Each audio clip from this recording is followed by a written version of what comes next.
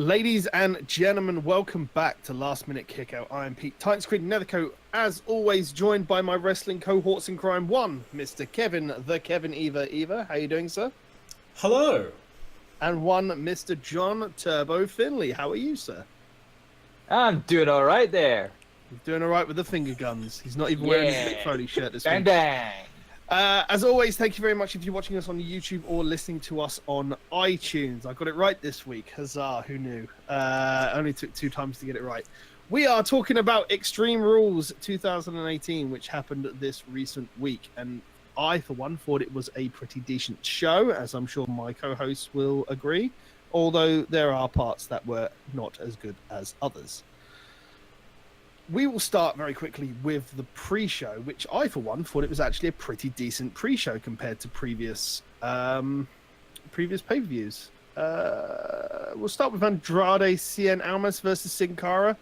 Pretty much a rematch of their show, of the match they had on the previous SmackDown, but unfortunately, I don't think it was as good as the one they did on SmackDown. Thoughts, guys? I kind of skipped on the match in general because I'm just not invested with Cien Almas, even though he's had a decent year so far back on NXT, where he had that 5-star match with Johnny Gargano at that one takeover. I've forgotten which takeover it was, but really, I'm not invested with the guy because, of course, like with most of the call-ups recently this year, he's been underutilized and he's just not been featured quite well. And it's just because there's just so many people on the roster now that it's becoming harder to kind of like do that. But I think it's the same that can be said for most of the NXT call-outs. I mean, they've literally only just done something with Sanity and a few of the other call-ups recently as well. So They've just remembered that Authors of Pain got called up. Yeah. They remembered after about 2 months that... Yeah. What are these guys sitting here?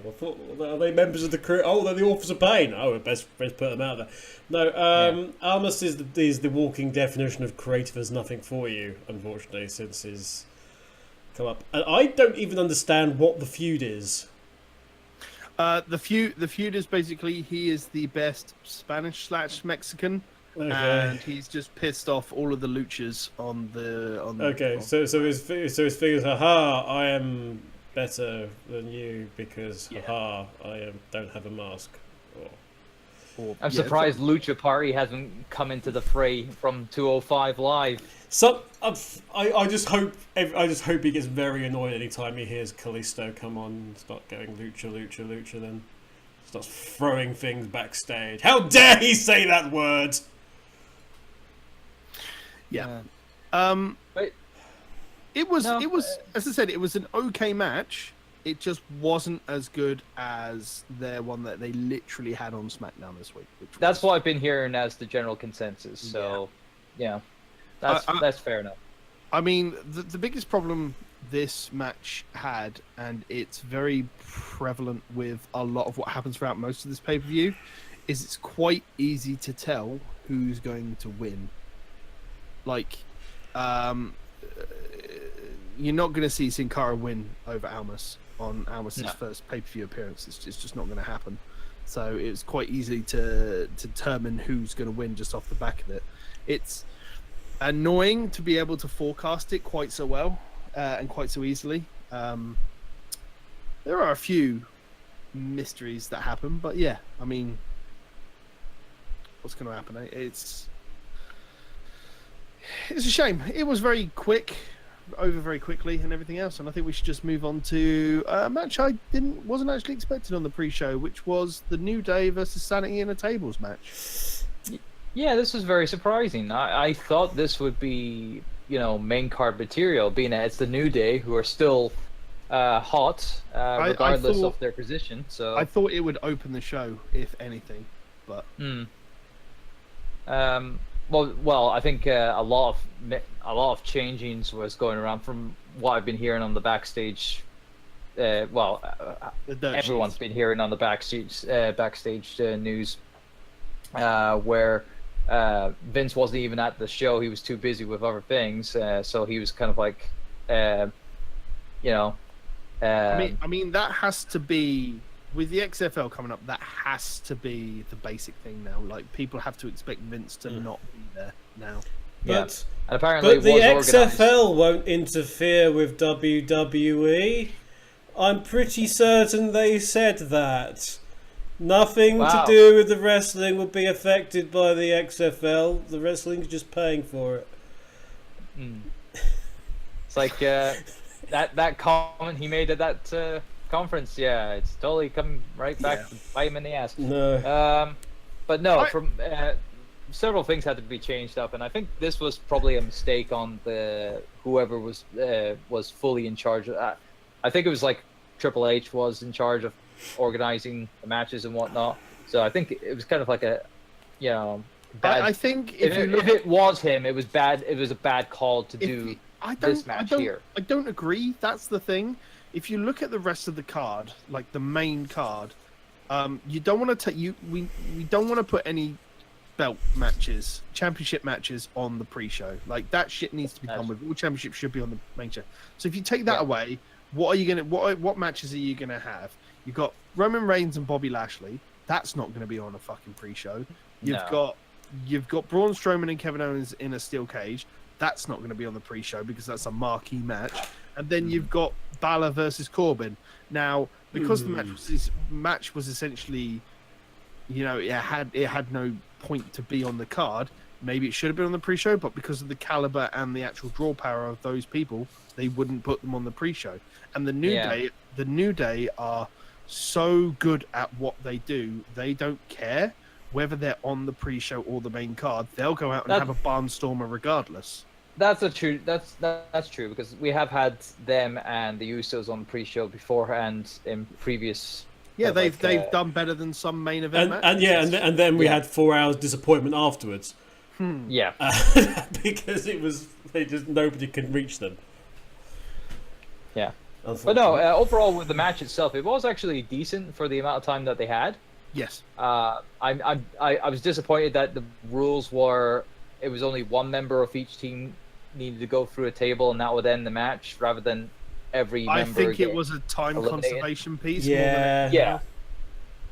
But overall, it wasn't bad. It was enjoyable to watch, and again, just like other things, Sanity weren't going to lose this on their first proper pay-per-view. No, they needed to get some traction after the abysmal way they've been treated on SmackDown.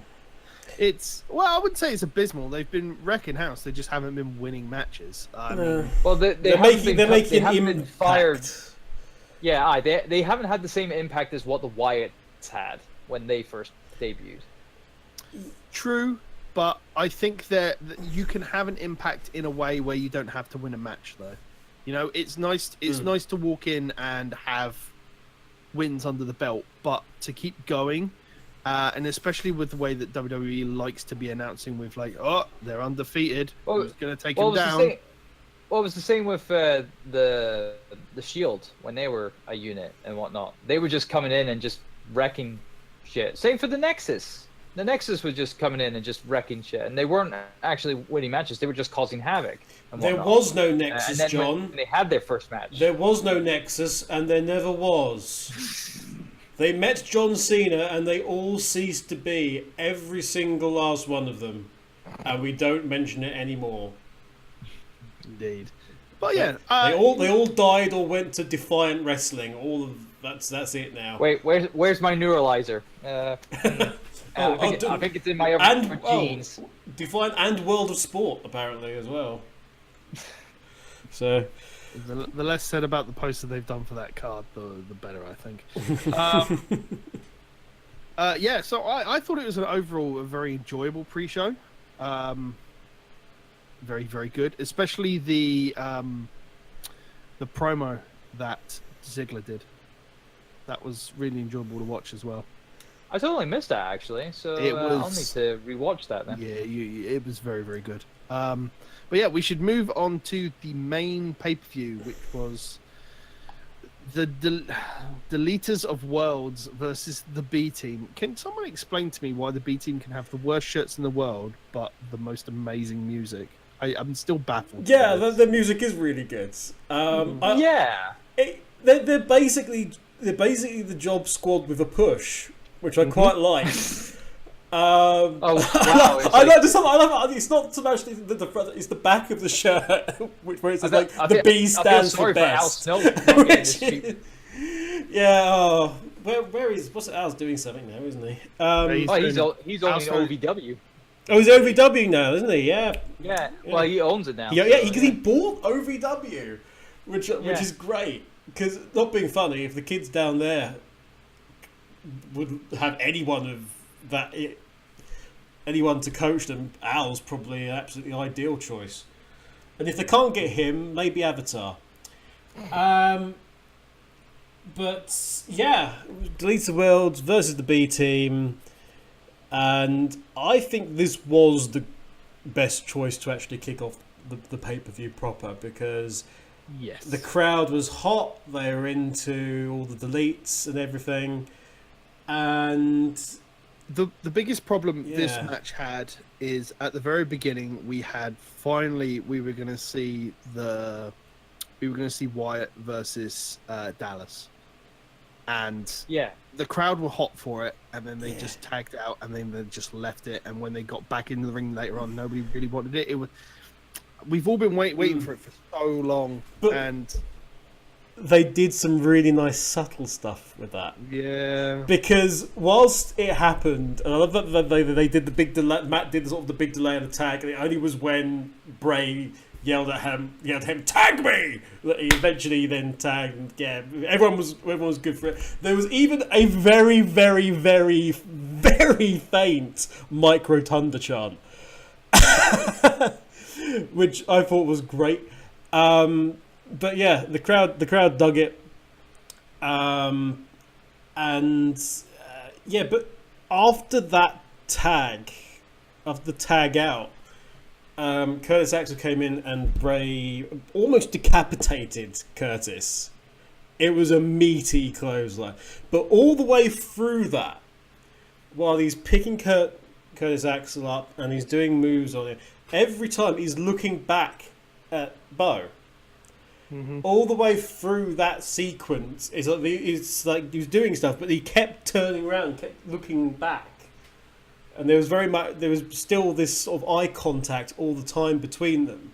So it's saving things for another day, maybe.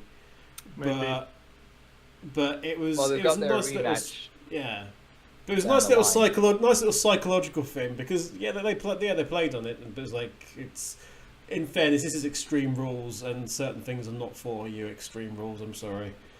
I mean, it's a Pittsburgh crowd, isn't it? I mean, they're going to be generally hot as it is. But yeah, there going to be a lot of other things in them later on. We'll get to this. But yeah, the match it was very quick for what it was, and it felt like a lot of this card was very fast in its matches. I will agree that the speed of how it went and how quickly it ended. It's not a bad thing, because it keeps things going very quickly, like all the time. Yeah, because this was close to a 4-hour show, but it was like just over 3.5 hours. This one, so to them, trying to keep it, closely together with the match times and whatnot, and trying to keep them at a certain hour, especially for the main event later on. It's all right, but it just boils down to the fact, don't book so many matches in one night. I mean, again, cross-branded pay-per-views, it's gonna happen, I think. But I don't know. That's gotta be the problem going forward. Yeah. Well, I mean, SummerSlam is going to be 5 hours plus pre-show at this point. So yeah. I hope everybody's looking forward to being up until 5 o'clock in the morning in Europe. That's going to be fun. But yeah, I have no time for this. Can we have like SummerSlam and then like divide SummerSlam into a SummerSlam, and then we'll have Autumn Fest or something. And no, we have SummerSlam and then we have the Raw after SummerSlam. Autumn Suplex. But But yes, the B team pulling out a surprising win. Nobody was expecting them to get the win for the titles. So No, the B team I was told- continued their touted Dominance. undefeated streak. The B team getting the win off of Bo's finishing move, which no one knows what Yeah. it is, but it's basically a rope draping elevated- crossroads. Is what it is. An elevated whiplash. Yeah. Is what they're calling it. Oh, and Yeah, then whiplash. not It was a properly. neck breaker on the initial call. Yeah. So So, is it me or have Hardy and Wyatt seemingly turned heel off the back of this? Like, just because Dallas and Axel seem to be so over, like the other two have just turned heel. I have a theory about this. I don't think they've turned heel. I mean, it's turned the B team face, but I mean they're pretty much face anyway. But I have a theory about what this is all in store now for the Deleters of Worlds, and I'll bring up that theory later on. All right. Fair enough. No, I just thought it is gonna be the small dissension gonna be forming since now the Deleters of Worlds are no longer the world tag team champions or whatever. However, Hardy. They're upset. Certainly, Yeah, true. I think- But it's like the promo that happened on Raw, and it's been happening this way for a little while, is that instead of the glass crack and then the light with Hardy into the darkness with Wyatt, it's just pure darkness. Like Wyatt's darkness is just seeping back in, and it's like clouding Hardy. I'm not Again. sure if that's the way they're gonna play it. Again, this plays into something later. but- okay. Alright. But yeah, we'll move on to Finn Balor versus the self-appointed Constable of Raw, Baron Corbin. Where's his uniform? Yeah. He left it at Arby's. What's his PC number? It's the mid-card club versus Chief Sean Morley's tribute act. It's if you remember that. Nothing says being a lone wolf like the police. There's Have you not so seen many every contradictions with cop Corbin movie now. that It's just goes on? ridiculous. It's like, have you not seen Lone Wolf McQueen? But yeah, can I just be I'm just so very tired of this. I'm so tired of us back to the big man versus the small man shtick. It's Yeah, it's very. I boring. can't believe Even- they just took that from the Big Cass Brian feud. Just They just supplanted it. Control. I mean, even with fucking Balor getting the small package for the win, just to really stick that dagger in, I'm just so tired of it. Corbin I'm yelled out he's too small at a couple of points in it. It's like, what the I'm fuck? actually surprised that what was it the joke from, I don't know if Wrestle Talk did do this joke for the feud. It's like Control C, Control V, aha! It's like, I don't know why they haven't done that one, or they did and I probably missed it. But yeah, it's just really annoying how it was just basically Finn is treated as the small guy and whatnot. It's like, and here's the thing, it's like, I also just can't take Finn seriously in any promo with his just ridiculously stupid smile, just every Yes. time. I just can't take him seriously. He's got a grin that would very much work as a heel.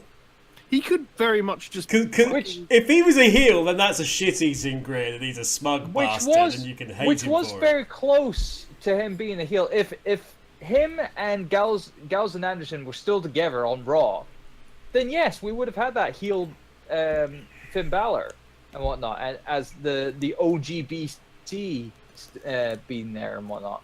But no, they had to nix that after the shakeup. Honestly. But yeah, but also another thing I'm totally missing is Balor being the demon. We haven't seen him being demon for I mean, long time. Yeah, but but of course, I know this wasn't gonna be a match Special where the demon would occasions, need yeah. to come out, obviously. But no, it's just you've got to remember the demons probably. It might not even come out at SummerSlam. It'll probably only be a WrestleMania thing now, and even then, he wasn't even. It wasn't there this WrestleMania. yeah. Well, did you see the length for the ramp at WrestleMania? Can you imagine how long Balor's entrance would be? Oh God! Did you slively over? Maybe you could have got some like Heelys, but in his knee pads. So he just sort of like just lie. No, you'd be lying on a Roomba. Just have a Roomba. Just let him go out like that. Or I mean, even better, he just actually turned into one of the Wheelers from Return to Mars.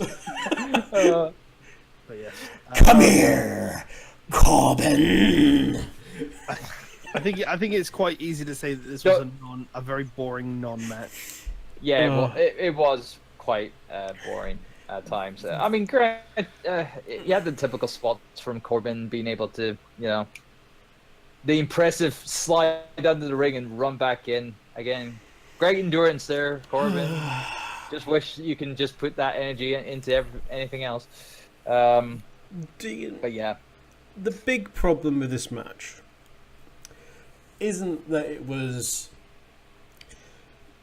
Baron Corbin versus Finn Balor. It wasn't the problem wasn't Balor. The problem wasn't Corbin. The problem was Stephanie McMahon, because this match was basically,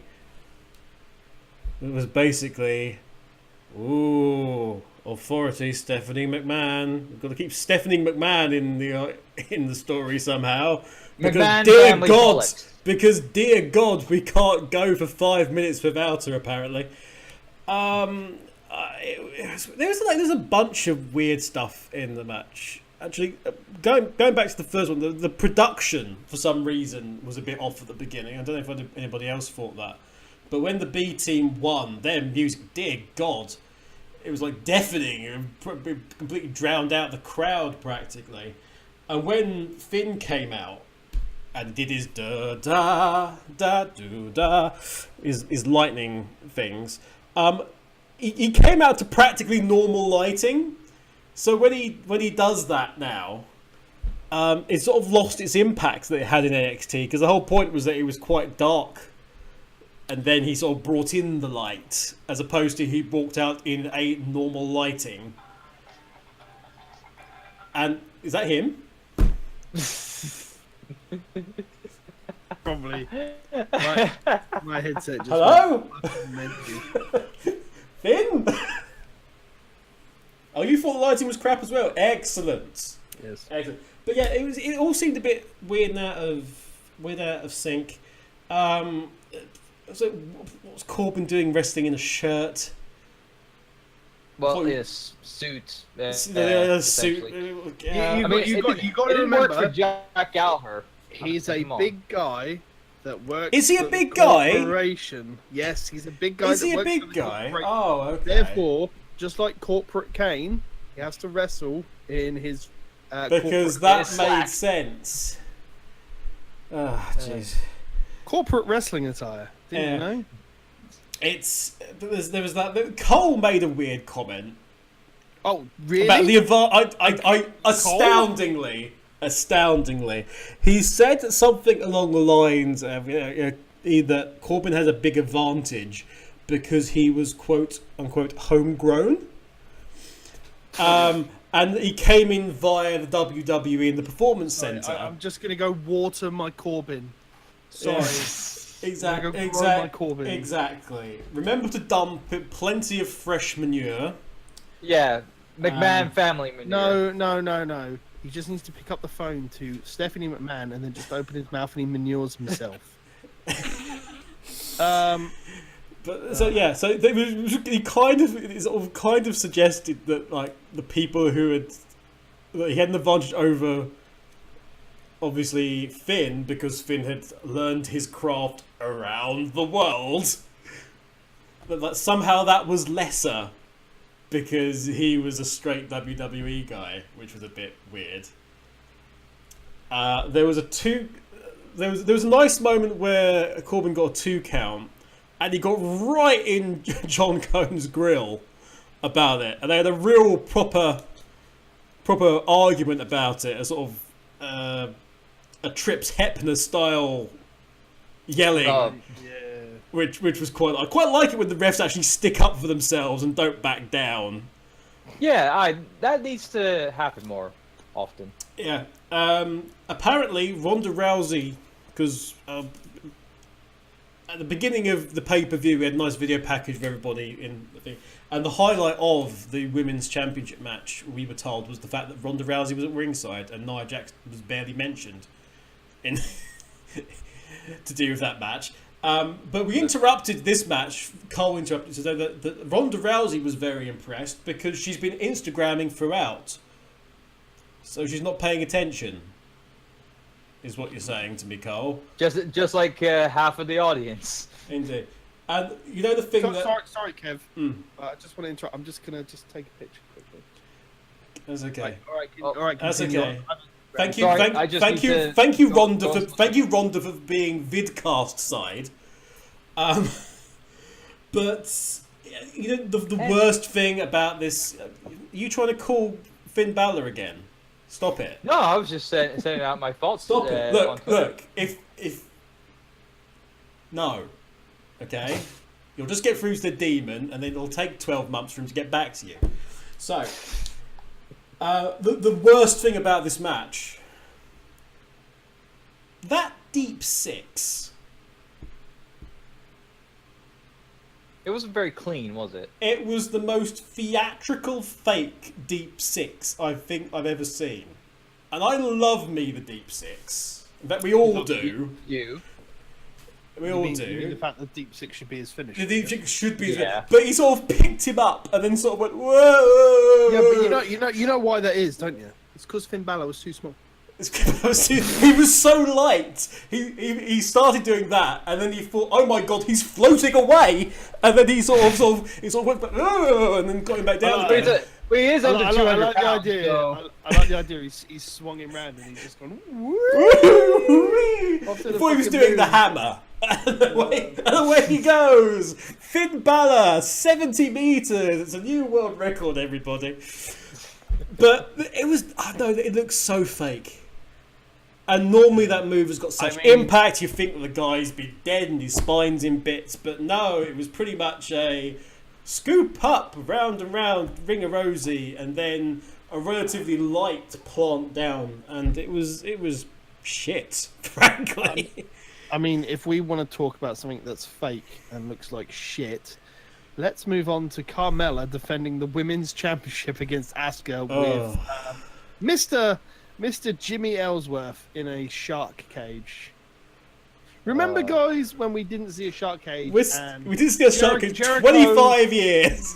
Jericho and Owens brought it back in a match, and they made it look decent. No, they didn't. Mattel brought it back. Yeah.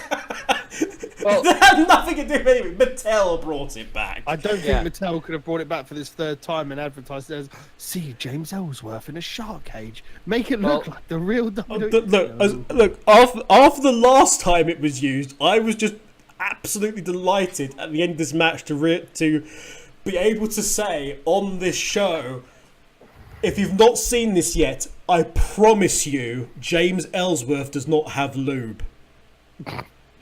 Okay, you're safe to see it. It's not an Enzo situation. Yeah. It's almost an Enzo situation. Not that kind of Enzo situation. But James Ellsworth's consensual penis. Oh god. Oh god. But yeah, they're still trying to sort these things. I knew you get there. But yeah, I mean, this match was.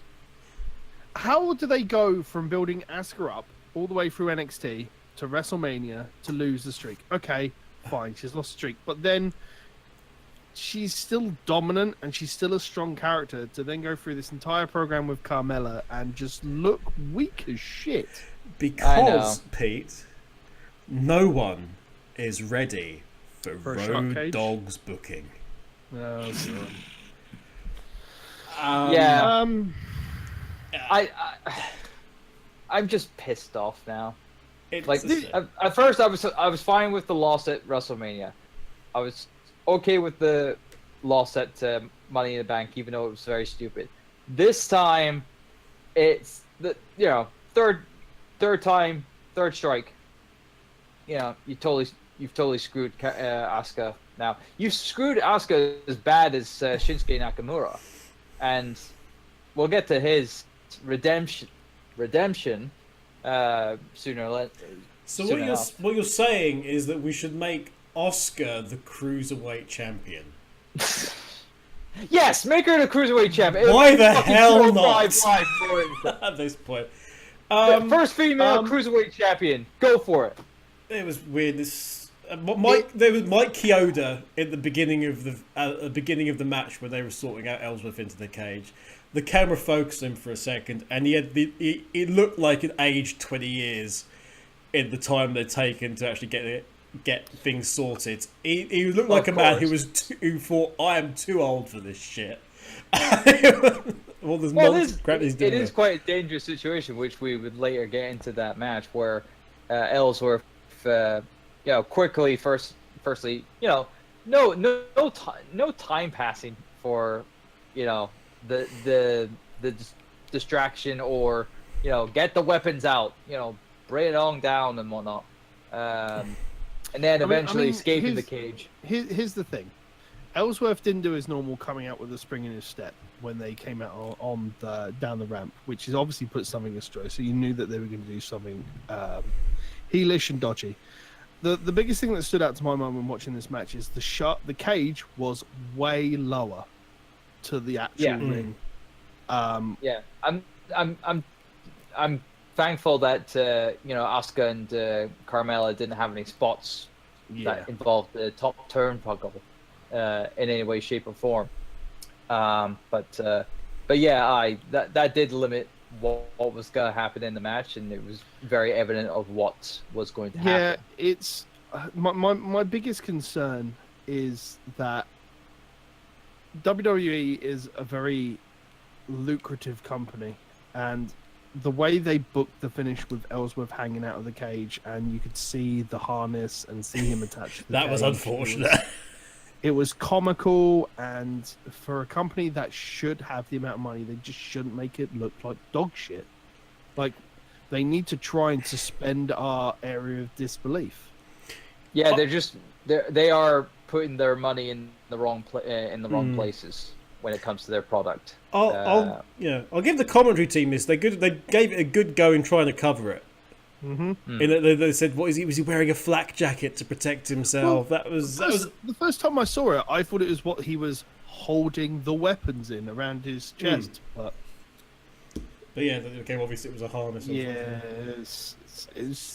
It was just a little bit garbage. It was nice to see Asuka get a little bit of payback while he was hanging, and then after the match. But it just seemed like the whole purpose of it was the shark cage was there just to push Asuka into it, and apparently Asuka's biggest weakness is a steel cage to the face. If you stun Oscar for about 3 seconds, you can beat her. All you've got to do is just surprise her, and then everything's fine. Then she'll just freeze, apparently. Well, that was it when Ellsworth came back. Yeah. Ellsworth looked like Asuka, stunned her, got rolled up. Exactly. Well, stunned her for a good ice age. that moment. But yeah. The best bit of that match. The best bit of that match. Granted, I just don't like Carmella. I just don't like Carmella as a whole, and the sooner she's outside of this championship program, the better.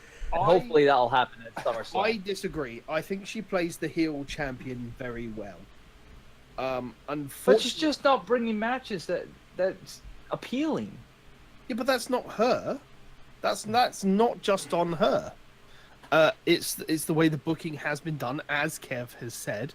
But it needs to be down to them to stand up and go, we don't think this is going to work. Let us do this. If they actually had the chance and they actually probably wrestle a very good match. Sure, put in a real heelish way to win. When Ellsworth came back, that was really good and really well done. Yeah, even though we all knew Ellsworth was coming back, it was done very well. They can wrestle a match. They can do it. It's just they've really had to put in all these shit things to try and take Ellsworth out of the equation again. Carmella is ideal as this chicken shit heel champion. Yes. However, the way she's being booked and the situation is being booked, instead of us getting annoyed at Carmella for constantly escaping the situation, wanting Carmella to get what's coming to her, we're actually just annoyed with the booking because it's not helping anybody in this situation. It really isn't. It's not helping Carmella get over as this antagonist. It's sure as hell not helping Asuka. It's muddy. It's not. Yeah, poor Asuka is in such a situation. Some of those kicks to Ellsworth were pretty hard. Pretty hard. There might have been some very genuine frustration boiling in there, I think. But yeah, Asuka was itching to give him a good kicking. You know, oh god, she's not really had that opportunity since she joined WWE. She used to do it all the time when she was in Japan. Like, yeah, it was. I kind of.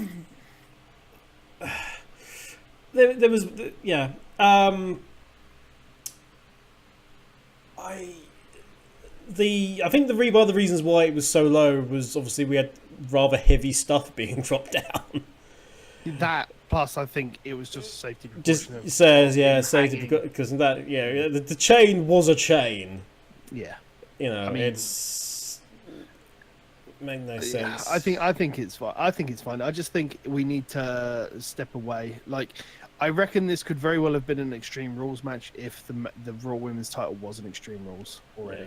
Yeah. I think it's what it probably would have turned into. There'll be something else. There'll probably be a Lumberjill match, I imagine, and that'll be the only way they can really step forward and keep mess. Yeah, well, but it will stop Carmella fucking around outside. It will stop Ellsworth getting involved. I think it's the only legit way that they can have a clean match finish. Yeah. And I mean, I think what is it? Night of Champions is after SummerSlam at some point, which would lead into Asuka versus Ronda Rousey, which could be very interesting to watch. It could be very interesting to watch as Asuka's pinned after being surprised by Shayla Baszler or somebody just appearing going boo. Oh god. Anyway, let's move on from this. No, let's not move on. No, because there's two things. Was the big news coming out of this match was the fact that Carmella had apparently signed for the LA Lakers, which was after the big news about them signing LeBron James, her to come out clearly in the Los Angeles Lakers kit was quite something. I'm not sure if this is sarcasm or that you're talking truth here. What? No, the truth will set you free. Our truth is not around to set me free anymore, I'm afraid. No. But I think he's just talking about Carmella's color. Yeah, she was purple on yellow, and she was very Lakers. Which was a bit I didn't notice. But the best bit of the entire match was the throwing it over to the announce teams, and we had the Hindi team who did their bit, and then ended with Extreme Rules, boom, exactly, back to back, boy band style. Yeah. They did that at the last one as well. Oh, good, did they? Yeah. No, I totally missed that. Oh god. They went Extreme Rules the last pay-per-view as well. No, they went. We got it right this time. I wonder. We've got a 1 in 12 chance of getting this pay-per-view name right. You know. 13. I wonder if one of the other announcement teams will obviously be like taking pose like winning poses from Sonic Mania or whatever, and just fine. One goes like this, or actually no, it's like someone does blooming Bruce Forsyth's pose next. Just like we don't see the other commentator teams often, and it's nice to see them. You know, even if and they get a bit of flavor added to them. It's fine. Well, of course. The major one that gets a lot of flavor is Funaki, because everyone knows. That's because everybody knows Funaki. That's I think you'll find that's because that he is number one announcer. Number one. SmackDown announcer. Yes. SmackDown, Raw, dual pay-per-view, number one announcer. That's what he does.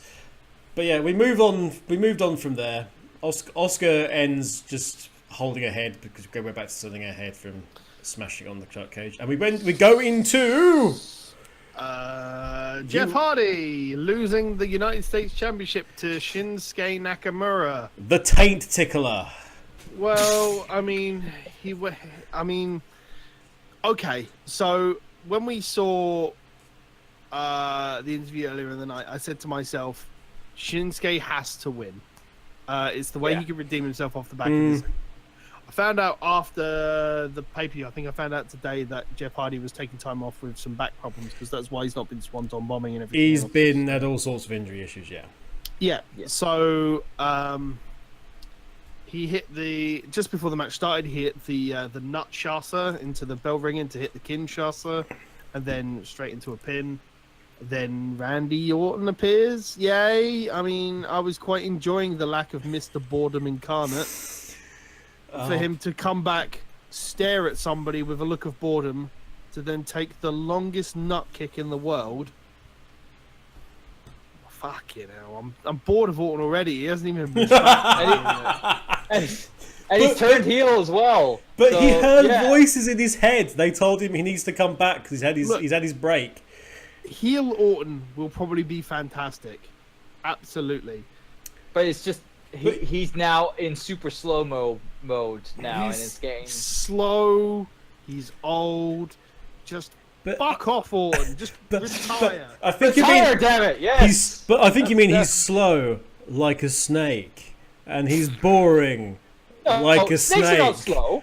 And he's takes the longest nut shot ever. I'll tell you a snake much. Because everything he does is like a snake, apparently. Unless he grows his hair out a little bit more and starts being a little more kind of like devilish with his promos, he's not turning into Jake the Snake Roberts anytime soon.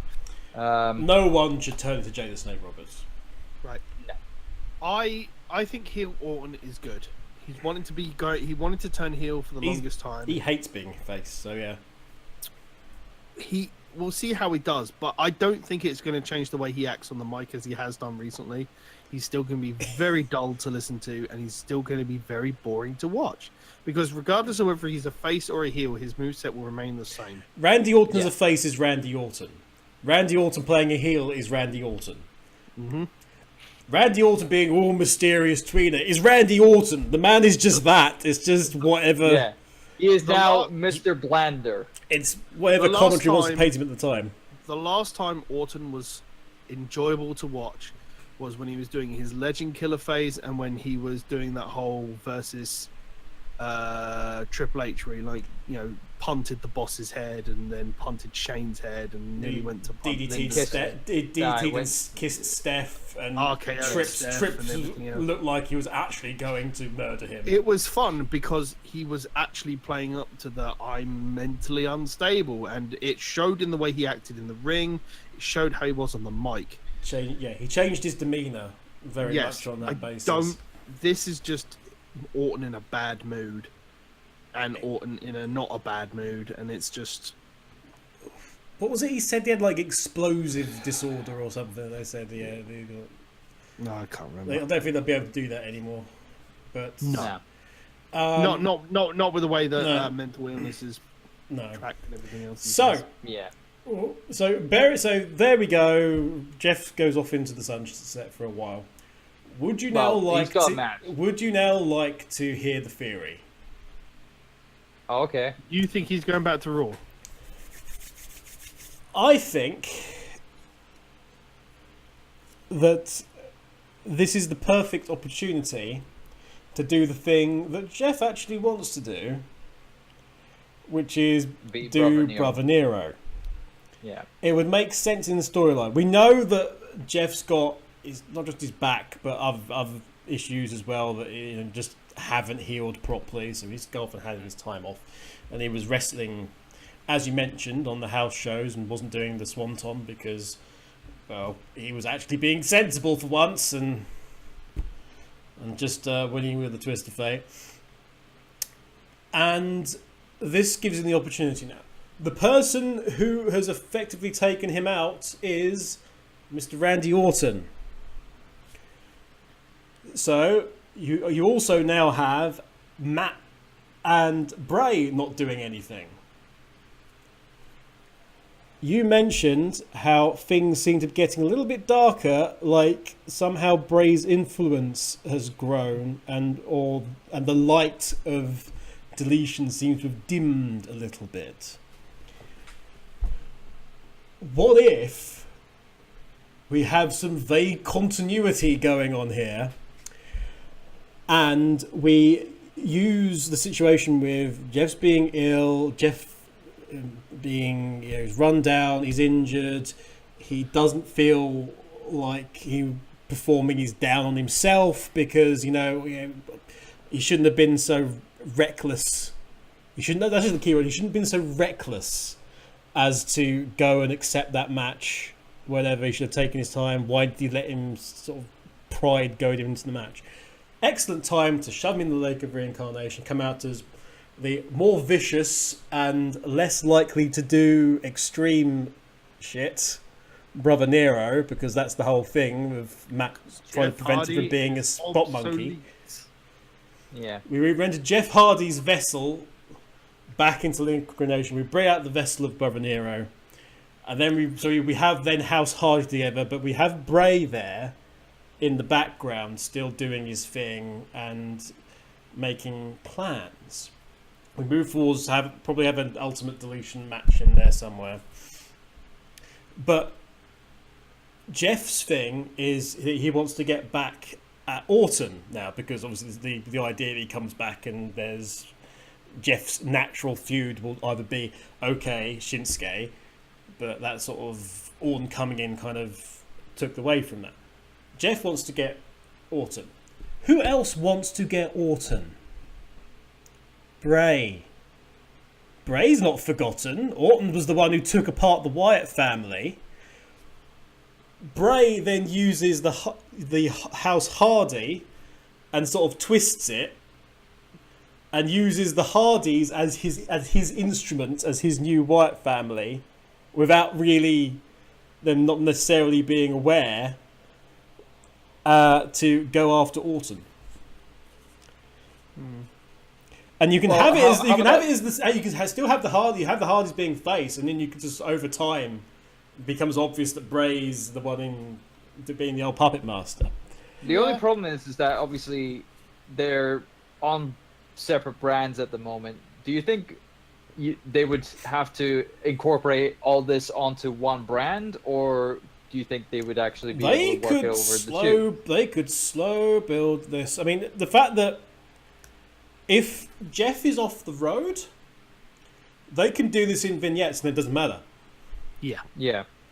And the Hardy stuff works a lot better in the storytelling stuff in the vignettes, as we've seen to build up the story. That works well, as we saw in Impact. So it would be a good way of doing it. It keeps keeps Jeff in the story and keeps that bubbling along. Orton can still do his thing and continue to be a dick. And then, hey, we've got cross-branded pay-per-views. Start something with the cross-branded pay-per-views and then have it go clash all the way to the pay-per-views. As part of that, like I do see where you're going. I don't think WWE creative is nearly as smart as what you are. Especially if it's two separate teams and they're not talking to each other half of the time. I thought the whole point with Jeff Hardy taking on this face painting thing recently was to try and revive. What was the name of his character that he was doing before? Willow. Willow. Yeah, I thought it was a Willow throwback. I think it was a bit of a nod towards Willow, that face paint, but no, I don't. It wouldn't surprise me if we see Willow. Right. Well, what was it? Before Willow or after Willow? I can't remember. It's like the Enigma something Enigma was his gimmick, where he had the face paint and whatnot. There was also the weird marijuana head guy who was with the weed whacker and stuff. I mean, essentially, this could be good for Jeff. Having some time away and trying to reinvent himself. I think Extreme Hardy, it needs to die. It doesn't work with current... And then this is again the great way of transitioning from Team Extreme Jeff and making Brother Nero again, continuing on that idea of Matt being against his extreme nature and being a spot monkey.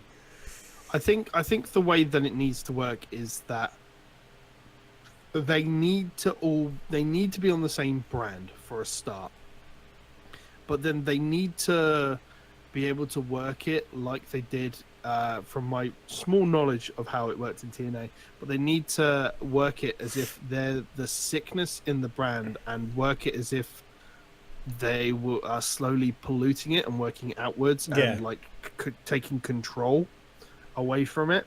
And it might work better on SmackDown because I think they'll have a little bit more freedom there than they would do on Raw to do something. I agree. But it could work. And like if they could like control SmackDown with McMahon gone and just Paige there and just I don't know, having a corrupted Paige as part of House Hardy, that could work. That'd be interesting. I mean, also if you stick them all on SmackDown, then you've got Sanity, the New Day, and House Hardy. It could be really interesting watching that fold out. But yeah, fantasy booking, which I think we said we wouldn't do, and we just ended up doing. Yeah, but it was much more interesting than quite a lot of this card. So. I mean, you're not wrong. But you say that, and yet we go into one of the biggest things that really grabbed my attention anyway.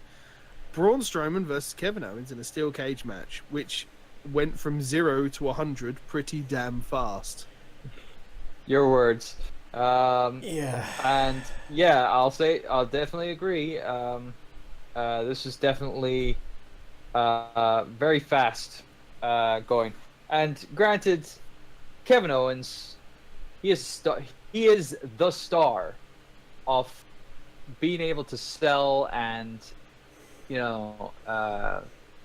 emote like the best of them, really, essentially. He's just like he's able to have that way of working with anyone, and especially with Braun Strowman, to definitely sell the fact that I don't want to be murdered by this guy.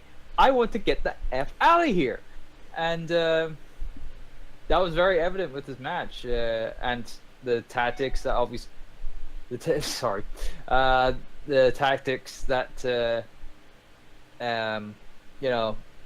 Owens did to kind of like keep Braun away from him or try to keep him down and whatnot, or keep him tied to the ropes or whatever, was good, and nice little subtle callbacks as well with the suck it and the blow. Yeah, the only reason I could even think that would be coming out of nowhere is another throwback to this whole Kevin Owens Triple H thing. Oh yeah, which makes me think we're gonna see Hunter make an appearance soon. Really? I think he'll either be making an appearance in the next couple of weeks on the build up to SummerSlam, or we'll see him closer to Survivor Series. I think we'll be seeing him again soon. Fair enough. Probably more so closer to Survivor Series with the Super Show in Australia. That'll be its own contained thing. Yeah, but Triple H will kind of like have a warm up for that, and then probably going into a program with into November. But anyway, but no, the highlight obviously was when the dial shot all the way to 100, like you said, of the final spot where Kevin Owens trying to climbs up to the top of the cage. Braun Strowman's chasing him after taking himself, ripping himself away from being cuffed to the ropes, and ironically enough, it's not 20 years to the day, but 20 years since that all happened. Um, the Foley bump from Hell in a Cell and whatnot. Which is that was the vibe I got straight away off This the back whole of it. feud has been quite Foley tributey. Because we had the thing of Owens running away from a fight, which, backing down from the fight because, he doesn't want to get hurt, which is what started with the Orton Mick Foley one. That program started about how, Mick actually wanted to be the first guy that actually was a coward and turned away from a fight. So we had that. We had the equivalent thereof of being, well, let me put it this way. Portaloos are the new dumpster. Because we had essentially the same thing as Cactus and Chainsaw Charlie being chucked off by DX in the dumpster, but said we had Kevin Owens in the Portaloo. We even had a nasty cage door to the face spot, a la the famous China one on Mankind. There was quite a lot going on in there. But yeah, as you say, that last spot was scary. Yeah, I mean, obviously, like you said, obviously they were prepared for it. Obviously, like they are, like with Ellsworth with the cage and whatnot, they try to be as safe as possible with their quote unquote stunts, and it was very evident with the bump that Kevin took through the table. It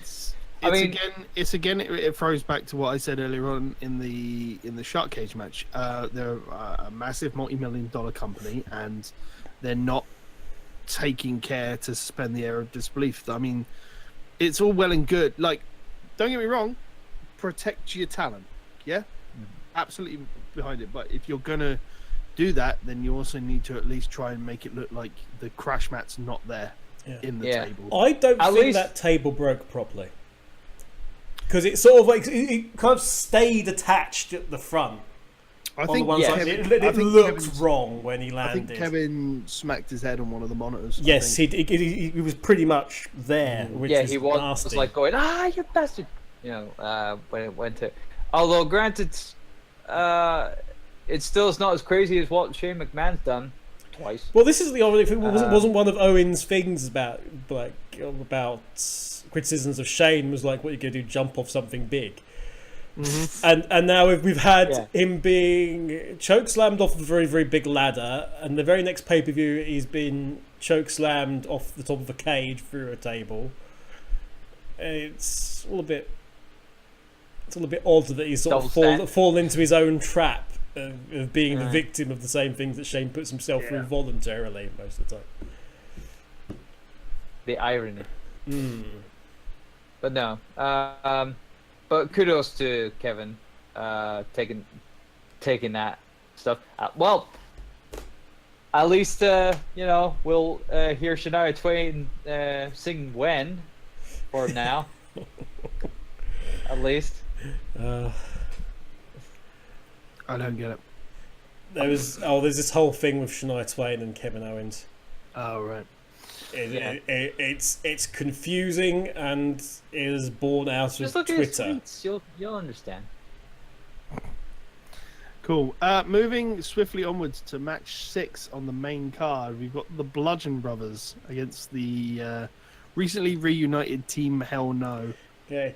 Earlier on in the night, there was a little vignette of attack of Harper and Rowan on Kane. Apparently, Kane's got a dodgy foot at the moment that he's working with, so that was kind of the point of the angle. But essentially, Bryan started the match alone. Kane comes out later, and even with choke slams to both Harper and Rowan still managed to get the pinfall. Kane went for the tombstone. His leg immediately buckled. There was no way on earth he was doing it. and that's where it all sort of fell apart for them. Going back to that vignette, I quite liked actually Paige's role in it, because she at the end she came in as general manager, and the first thing was she was like delegating or flinging orders everywhere, just like, you go get help, you go get help, and that sort of builds into the good identification of how Paige is acting in the role, which is actually quite a competent GM. And it's all built on that, which was nice. But yeah, it was all about Will. It was all about Will Daniel Bryan survive. I really wish they'd stop saying things like that. They're very keen to sort of say in any of these matches, what will Bryan do to survive? And you should think about his career. You should think about his career and his family, and just like, this is still kind of too soon for you to start pushing buttons like this. It's really awkward. It was a match. Yeah, it was very bog standard. I mean, granted, Bryan got a couple of moments in, like he usually does, but it was kind of pointless, really, because we knew fine that Team Hell No wasn't gonna win the match, especially after the angle earlier. Yeah. Question: Is Team Hell No that big of a thing? No, because the video. I know the video packages for WWE are awesome, but in this instance, they made it look like their reunion was like the second coming of Christ. It was just like ridiculously overblown. Although saying that, it did show something that I'd missed on SmackDown. And if you've not seen this, I heartily recommend you look up the video clip of Daniel Bryan summoning the dark forces to ignite Kane's pyro as part of, like, at the end of one of the SmackDown shows. Look it up. I saw it earlier and it's absolutely hilarious. Yes. I'll agree, that was hilarious. That was and there was a really nice, also back to the video, there was a very nice transition when the Bludgeon Brothers like destroyed the TV. That was supposedly showing all the footage of all this of Team Hell No. That was really good. But other than that, it was just a match. I think the problem is that Team Hell No is a nostalgia act. They weren't super. I think they got over by a weird way back in the day. Can't remember. It was a very long time ago now. But Bryan is just still super over. Like, it doesn't matter what goes on, the man will forever be over. Like, when he properly officially retires, the man will get inducted into Hall of Fame next day. Like, when he's officially properly done and there's no coming back. But it's very strange. Like, it doesn't matter what the man can do, he will forever be over, and anything that he's ever been a part of will also forever be over. Including stuff like Team Hell No. And fine, it's done something to get the Bludgeons back on, but I can imagine that we're just going to see Sanity go for the Bludgeons next time, and we're just going to have warfare. Again, I don't see how that's going to work, because we have a team whose gimmick is, whoa, we're crazy and loose cannons and we can't be controlled, versus a team whose gimmick is, whoa, we're crazy, we're loose cannons and we can't be controlled. And I also want to point out that the video package for that fight pretty much used all of the voice clips that the Bludgeon Brothers have ever done. Because as we mentioned at Backlash, they've said not a fucking lot, really. No. Give the mic to Harper. Harper can rattle off all sorts of crazy shit if you give him a chance. Yeah. Well, if they could write it right well enough for him. I'll just let him do it. Just let Harper do it. Don't give him a script. Just say, give him a couple of bullet points. He'll do it for you. Rowan, keep him quiet. Again, as I've said earlier, it was very obvious the way the match was going to go in terms of who was going to win that match.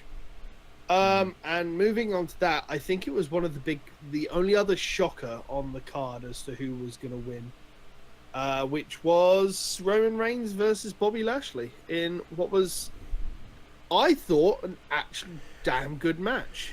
You know, it was sturdy. Yeah, Let's it's like say it wasn't that great of a match. I mean, it had probably one notable spot in it where Roman had Bobby Lashley on his shoulders for an AA like move and fling him over the top rope and make him land on the floor quite hard. That wasn't good.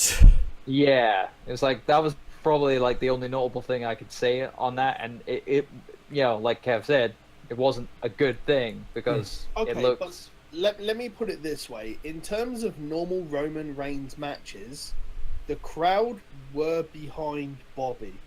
They weren't shouting out and taking the match away from what it was, which I'm going to come back to later on. Apart from when they started chanting "We want beach balls." Yeah, okay, fine, but I mean, for the most part, they were invested in the match. The match was decent to watch. Like it wasn't like what we had at Backlash where it was Reigns and fucking Mahal, and it was just fucking boring. Oh no, it wasn't that at all. It wasn't as boring as that, but it was still slow. Because there were still moments where it was slow. You were talking about two big guys, which are essentially brawlers. I mean, the match is going to be slow. That's like turning around and expecting a John Cena match and Roman Reigns match to be fast. It's not. They're brawlers. They're going to be slow. Like you're not going to have your collar and elbow lockups with a Bobby Lashley and a Roman Reigns match. It's just not going to happen. They're going to punch each other until one of them goes down. But what was it? I think one of the big standout things was it Bobby Lashley defending himself from steel stairs? Something you only ever see in the video games these days. Well, they ran over it. Or he sort of his thing was, oh, steel stairs. Well, I'm not going to run into them. I'm just going to jump on top of them. And then Roman just sort of went, and sort of shoved him off. That was a bit strange, but yeah. It was. I got distracted by something. Was it shiny? I don't want to comment because of what it is. I was gonna say, was it Lashley's shiny bald head? No, it was Lashley's ass. If he adjusted his trunks any more during that match, every 5 freaking seconds. Blooming hell, Trish Stratus would be eating him alive because of that. It was like if he did it anymore, he'd have to turn professional. It was just ridiculous levels. He's just been watching a lot. Right up there. You got to remember, he came from the time of the Divas Revolution, so it's like all of it would be from watching the Divas just adjust. You know what he needs. You know his sweatband. Yeah. He needs to get like 2 of them and like sort of put them round there to try and keep the tights in place. Alternatively, don't wear tights like that because or wear longer shorts. Yeah. You wear because he had those sort of longer shorts. I think in Impact. I think he should wear something similar to what Samoa Joe wears. Yeah, he should wear that. That or Brock Lesnar. He should embrace it and go the MMA shorts route like Brock because we're gonna go there anyway. Yeah. And the whole thing is that he's Brock Lesnar's understudy. So why not go there? I would use the old name that was used back when he was a thing 10 years ago, but it's slightly racist in the way it would sound. So it was well used throughout. Yes, that he was a black man who was replacing Brock Lesnar, and therefore it went that way. Yeah. But one other thing, that leg drop. There's a moment where Lashley was on the outside and coming back in, and then coming back through the ropes, and Roman tried to do like a jumping guillotine leg drop on the back of his head, and it sort of more was like a running arse attack with legs being scissored. It was really weird. Did either I of you think he guys was see trying. that? I was gonna say, I think he was trying to take a page out of Naomi's page book there. You know, try to implement the rear view into his arsenal. Oh my god. Roman Reigns comes out feeling the glow. At the beginning of I'm the big dog. I'm the big... Speaking of that, you just Welcome reminded to me. my yard. Can we bring back the point of something that we like to do on this show, which is shit all over the bad advertisements that WWE do? Because quite frankly, that SummerSlam advert was fucking dire. It is the laziest fucking video editing I've seen. The best response I saw to that was from the Wrestling Memes Twitter account, which was, and they tweeted it and they said that WWE, we're going to promote SummerSlam using memes because we like memes. Also WWE, and they put like a little screen grab. This image has been removed because it used copyrighted content and has been claimed and for a takedown notice. So it is, yeah, that entire SummerSlam thing was dumb, and it's so cringeworthy when they try and force things like that. That they're on the cutting edge. I don't mean the Edge show. They're trying to be hip and with it. Nobody's. Well, I was going to say nobody's forced a Fortnite thing in there yet, but saying that Curtis Axel's celebration at the end of the match was he basically did done that for a while. Yeah, he's been doing that on Raw as well. Yeah, so. they're forced more Fortnite in there somehow. Mm-hmm. Yeah, I think we should move on to. I don't really want to now. It was Bliss Stratus versus. Did you know Ronda Rousey was here? Yeah. The Raw Women's Title match of extremeness. I'm gonna say. I mean, can we just get to the point where we have Rousey versus Bliss now? No. Like first, before we even do that. Alexa Bliss is fucking dumb. We went through 30 seconds of Mickie James passing her a weapon, her going bonk against like, take this, Nia Jax, and Nia Jax going, thanks, ring. That didn't work. Give me something else. Okay, empty time, bonk. Something else, bonk. We now have a ring full of weapons. Well done, Alexa Bliss. Your reward is to be gorilla pressed into a trash can, which bloody hell looked like it hurt. Yeah, I mean, granted, it was okay, the match, but as you say, Pete, yeah, it's like obviously the attention wasn't brought to the match. It was just Ronda Rousey, and of course she would get involved with the match as well. She was obviously gonna get involved. I'm gonna point out the thing that I said a long time ago on this show. How Rousey was not going to wrestle a single match on Raw, and she would only be there at pay-per-views, and it's what they've done. But she wants to be treated like anyone else, and she's going to do the work of anyone else. She's not. They said that to us, Pete. She's not even officially wrestled with the company for 6 months, and she has a fucking women's title match. But Pete, they said and her only other match was at the case.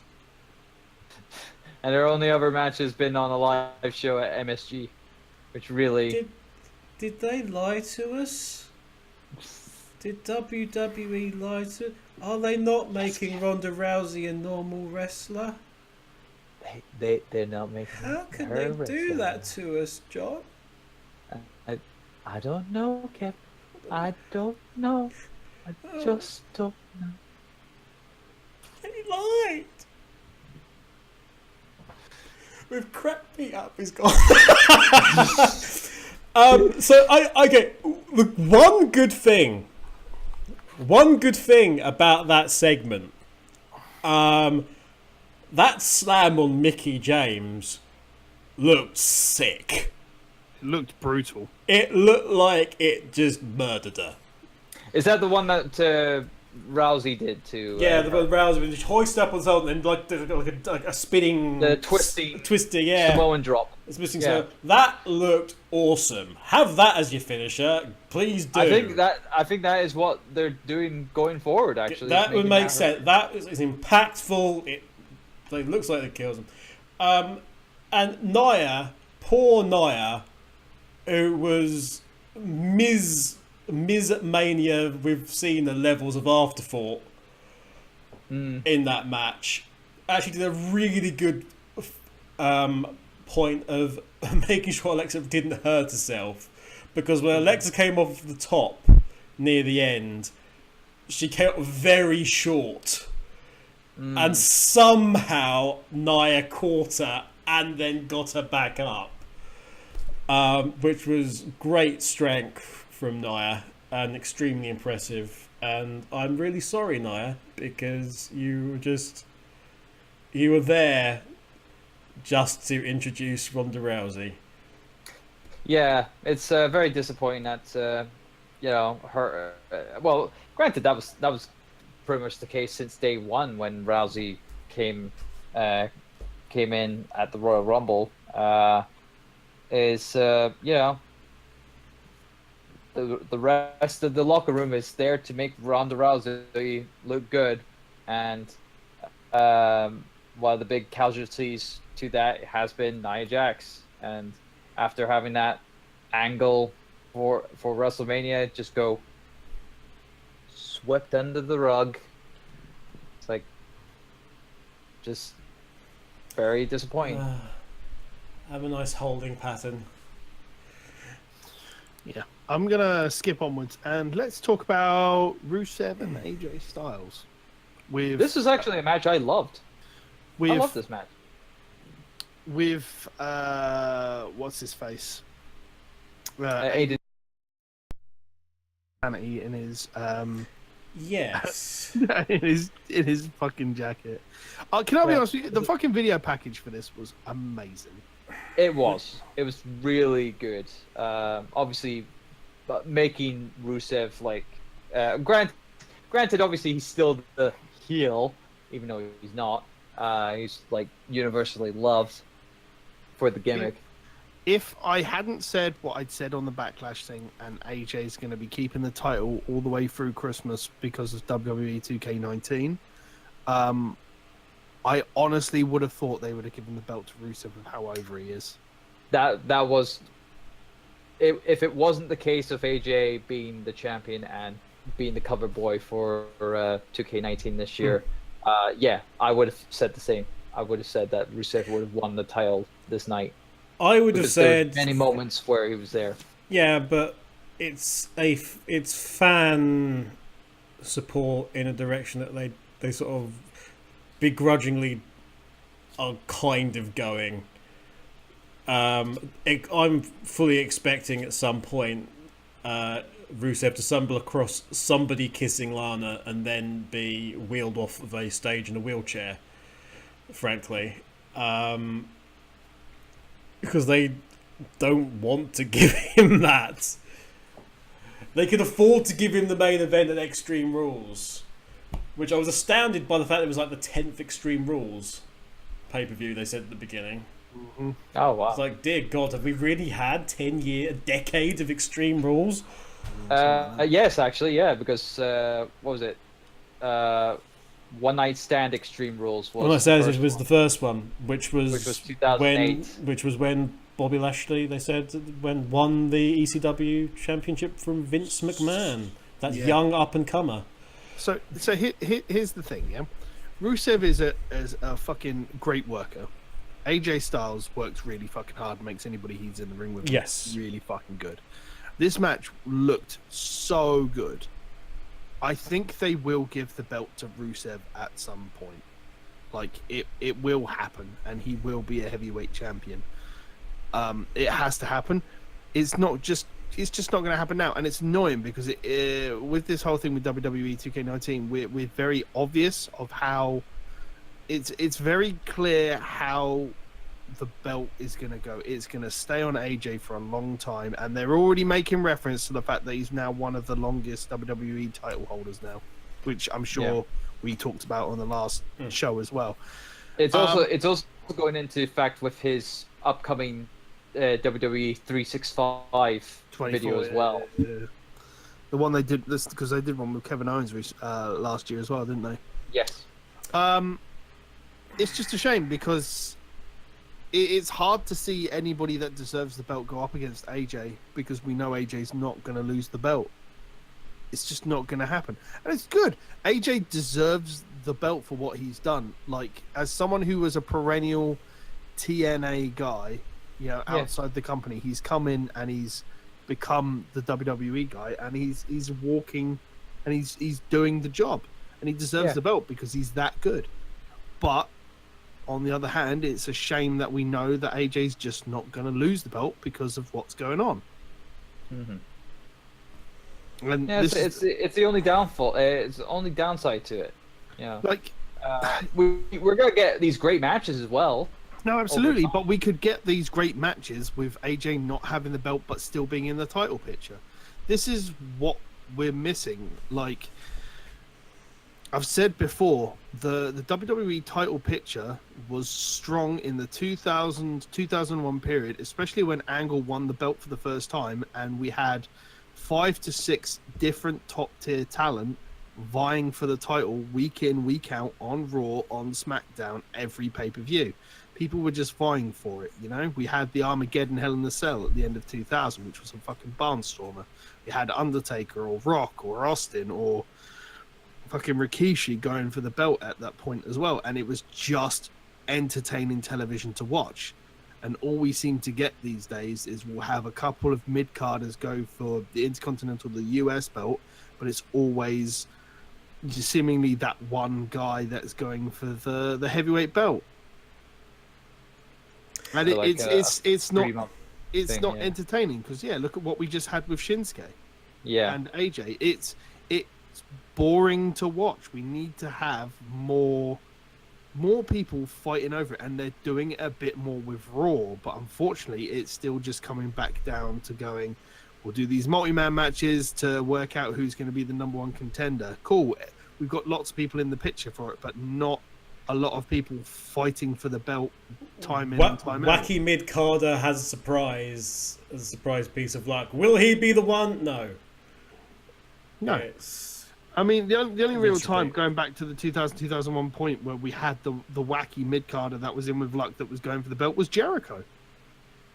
Yeah, and look how long Jericho had to fight to become the first fucking undisputed title holder in the WWE, and then how long after that did it work? Because they fucked him up and just made it a McMahon fest again until he got given a heavyweight title again. Do I hear the sounds of Stephanie McMahon being shoved into a storyline unnecessarily? Yeah. We just need, like, AJ should lose the belt but stay in the title contention picture. But the problem is that we're going to have SummerSlam, and then it's going to be Night of Champions, and then it's going to be Survivor Series, and we're going to hit the same 3-month period that we hit last year where we're just not going to have the championships defended. And it just puts all the storylines on hold because it's just that 3-month period, and then we go from there into wanting to look forward to the Royal Rumble to see who's going to go to WrestleMania. And it's dull, it's boring, it needs to change. You know what they need to do? They need to get Braun Strowman on SmackDown. Disagree. Get something whereby you can get Owens to as his ultimate victories. He gets him away from him by getting him sent to SmackDown. He's then got the money in the bank, the monster in the bank. I'm so sorry.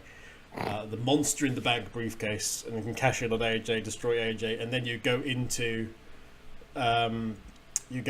the new Fox era or whatever it is of SmackDown with the big budgets, because then you can do like big stunty things for Braun and stuff. I think Money in the Bank that way. SummerSlam. I think Bobby Lashley is going to go on to face Lesnar at SummerSlam. I think Bobby Lesnar, fuck's sake. I think Lashley. They're interchangeable, it's fine. Lashley will beat Lesnar because we know Lesnar's on the way out to He go has to to. UFC. He has to beat Lesnar. And then I think Braun's just going to cash in, and I think he's going to destroy Lashley. And then I think we'll see Lashley and Braun fight for a couple of months. I would like to see Lashley Braun, but Lashley being able to kind of stand up to, and basically them just destroying everything. It's the only way I can see them give Lashley the heavyweight title is if Braun cashes in directly after he wins it. It's the only way I can see them give Lashley the belt. Because Lashley's an older guy, and I don't think there's going to be a lot he can do. His mic skills are very clearly not there at the moment. And while he is a joy to watch in the ring at times, a lot of the times he's not. Again, if one of these ones where the writers haven't got Lashley's character yet.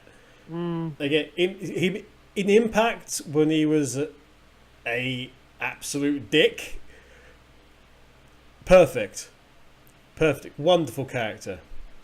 When he was his latter run there, of just being this completely arrogant asshole who's just like, look, I'm an MMA guy, I can do all this stuff. All these MMA guys are in the crowd for me. I'm the cross-brand, cross-promotional guy. I am the guy for the media. I'm the guy for everything. I am the guy to give you mainstream press appeal and all these things. But yeah, I would like to see. I would like to see it go that way, but for it to be satisfying, the match then has to be that they literally destroy the ring, they destroy the outside area, like they destroy the ramp. The entire ring area has to be laid absolutely waste, and everything's destroyed and broken. As they just these two humongous balls just absolutely obliterate. They can't obliterate each other, so everything around them gets obliterated. Yeah, well, they're just punching each other and they're just colliding and not doing anything. And then the stadium collapses. It's turning into a Dragon Ball Z fight here. Absolutely. Let's move on and talk about the first time the Intercontinental title belt has main evented a pay-per-view in 8 years. Wow. I was really looking forward to this match, this Iron Man match. I was too. I was free. And then we were massively let down by the dickhead crowd. Yes. Thanks, Pittsburgh. If my fingers can rocket off of my hands, that's how much I hated Pittsburgh's fucking chanting. My God, what the hell was wrong with them? Now I can understand that they've been there for 3 hours. Yeah, but with all those matches and whatnot. I could understand if they wanted to shit all over a Roman Reigns match, but they didn't. They shat all over Dolph Ziggler and fucking Seth Rollins of all people. Andrew McIntyre as well. I mean, yeah, but he. And then they had the nerve to chant "Thank you, Seth" afterwards. It's like, It's like, what is wrong with this crowd? What were they smoking? What, between, the AJ Styles match and the start of this match, or whatever, or like 10 minutes into this match. It's ridiculous. And of course the production team trying to stop it by taking the clock making away it worse. They made it worse. They made it worse at just the wrong time, because being smart performers like Seth Rollins and Ziggler is, they started to change things round as their timings in the ring for what they were doing, for when they were doing moves, to counteract it. And they definitely had a cool head while going through that.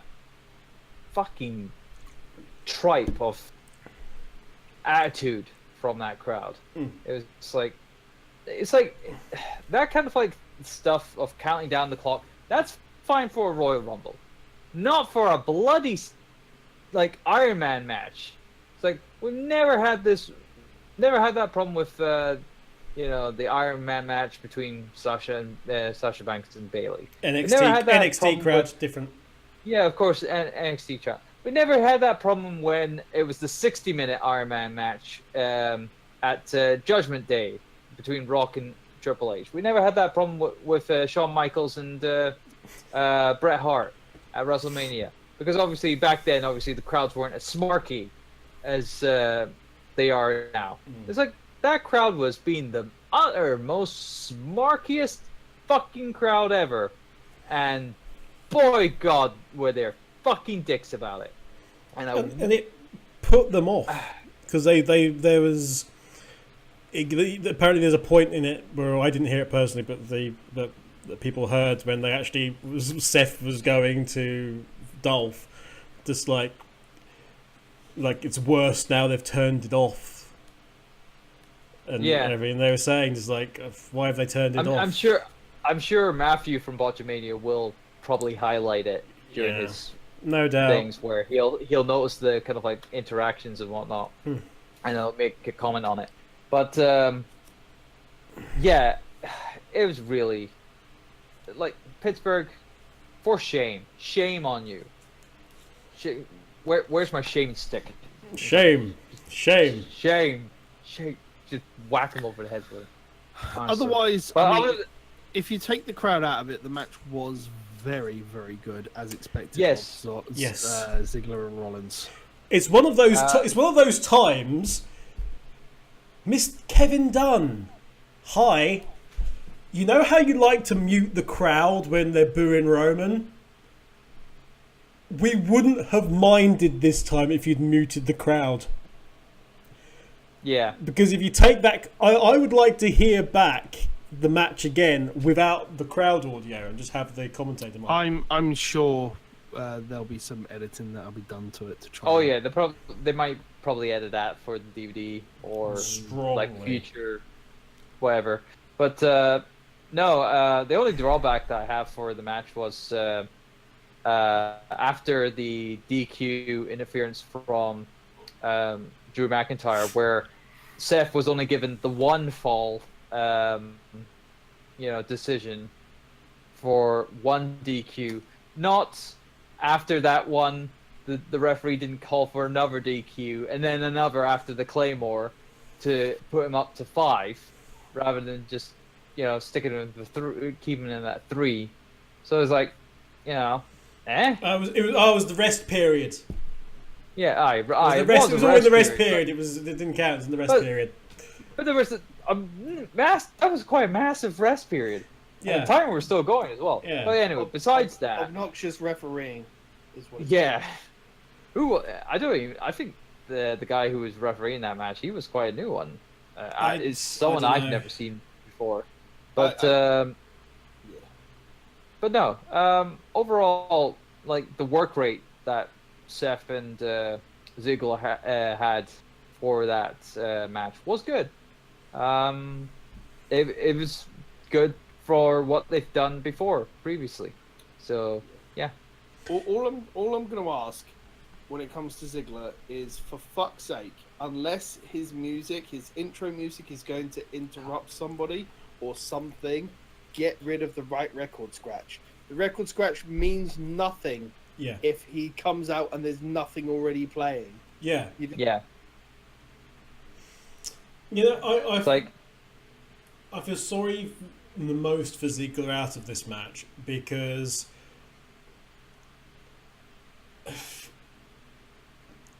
for somebody who's still umming and ahhing about his future, this was like the big thing, and the crowd kind of took it away from him a bit. Yeah. And for somebody who's trying to figure out, do I still want to do this? I wonder if this might be something that really tips the balance. Because I think he's it tried will. to, and now it's because I think he's probably now saying, okay, if the crowd's gonna be like this for me, or towards me, then fuck them. I'll leave. I don't care anymore. I've got a career. I've got a career elsewhere with comedy and whatnot. It's damaged the chances of him re-signing. It's damaged the chances of us getting an Iron Man match anytime again soon. It's damaged the putting the Intercontinental Championship on as the main event again. And it's through no fault of the performers at all. You have to wonder if they would have still been the same if the Iron Man match would have been in the middle of the card.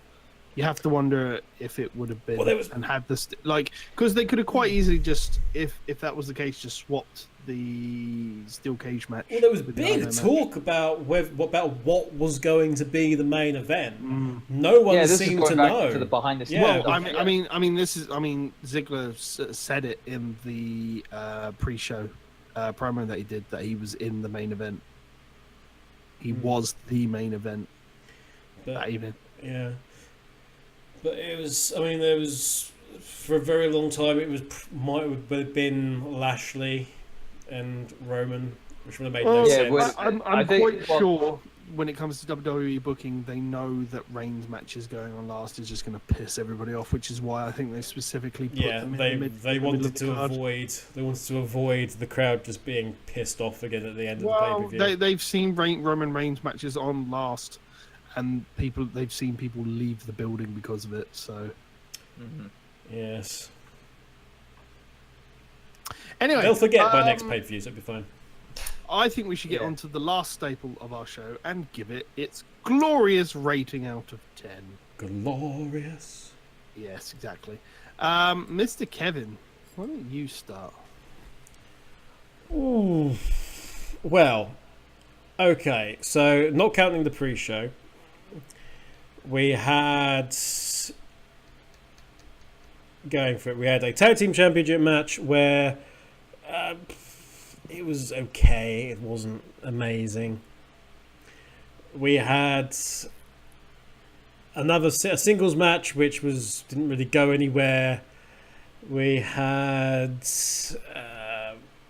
the Oscar match with Carmella. Oh God. A match which then didn't take place, or it did take place for 3 seconds. Lovely pay-per-view. Then we had the excellent cage match. Then we had Daniel Bryan being Daniel Bryan. Then we had the Big Pheasant versus Brock Lesnar's understudy. Back into Ronda Rousey promo segment masquerading as a match.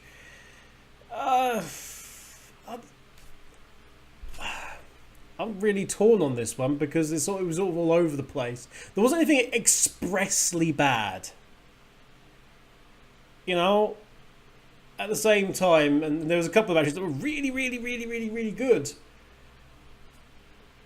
And the rest was kind of average. I'm gonna say a 7. Okay. And go on the basis of that. Mr. Turbo. Well, I'm kind of like between a 6 or a 7 myself, because I'm feeling the same way.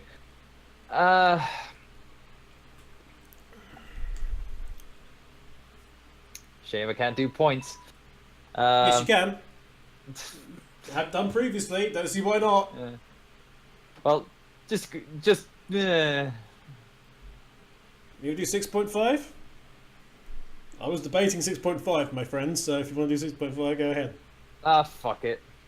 Fair enough, I'll break my own rule then. Yeah, 6.5. It's like... He broke his rule, he's turned heel!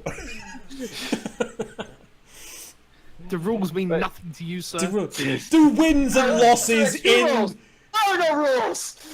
Do wins and losses on this internet show about wrestling mean nothing to you, sir? So yeah, 6.5. I'll say 6.5. Oh yeah, remember the belt when you're coming here. Remember your belt. Bring the belts when you're coming here in a couple of days. Champione.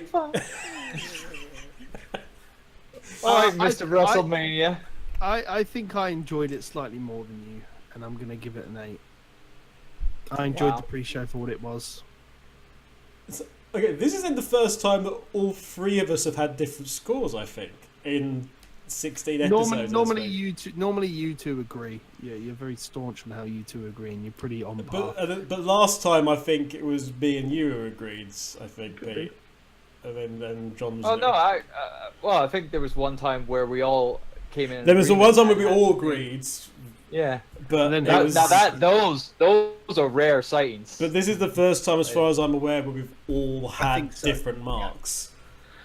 But yes, thank you very much for watching and or listening, ladies and gentlemen, on YouTube or the iTunes playlist. This has been a fun little chat about Extreme Rules 2018. You've been listening to Last Minute Kickout. I have been Pete, Titans Creed Nethercoat. You can follow me on @Titans Creed on the old Twitters and twitch.tv/Project Phoenix Productions, because I let the YouTube channel die somewhere in a bin. Make Mr. of Kevin reincarnation. Eva. Indeed. Yeah, Kevin Eva can be followed on @TheKevin Eva on the Twitters, or Last Min Continue, I believe, is the proper Twitter. When the YouTube is YouTube. I don't know. Kev, go take it away. You know it better than I do. The YouTube is youtube.com/last minute continue. Alternatively, if you're on YouTube at the moment, you're already there, as I've said previously. So please do click follow.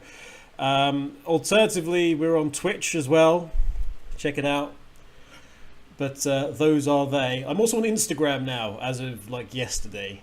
We're all on Instagram. We all took pictures earlier. I'm lying, of course. Oh, good.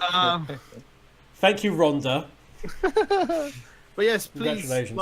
like, comment, subscribe, hit the bell, etc. Mr. Turbo, you have your own place somewhere on the internet. Yes, world. I do.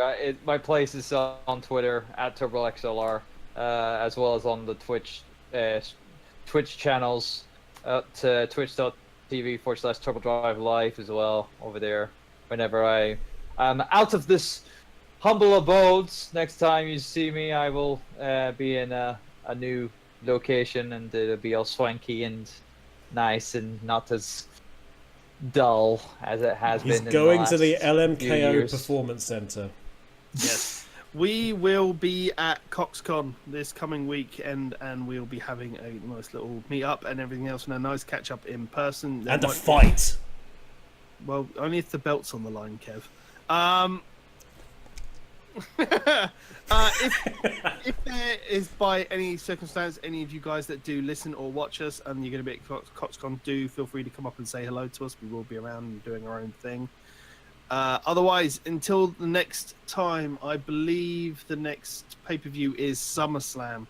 So we'll probably be having a nice bumper two-parter, because like fuck am I sitting here talking about a 5 to 7 hour show in one sitting. Yeah. So until next time, ladies and gentlemen, I've been Pete Timescreen Nevercoat, joined as always with one Mr. Kevin the Kevin Eva, and one Mr. John Turbo Finley. And we will see you next time.